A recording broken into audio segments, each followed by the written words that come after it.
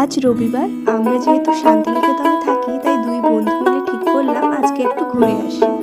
প্রথমেই আমরা গেছিলাম গুরুদেবের মিউজিয়ামে।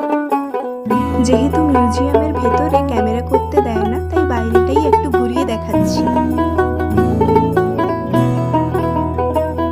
এরপর আমরা গেলাম সৃজনী শিল্পগ্রামে। চারিদিকেই শুধু হাতের কাজ। কিছুদিন আগেই এখানে দোল উৎসব পালন হয়েছিল, তার রং যেন এখনো লেগে আছে।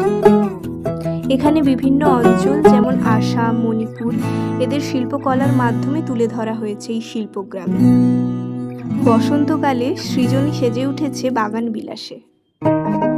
সৃজনী শিল্পগ্রামটা একটু ঘুরে দেখা যায়।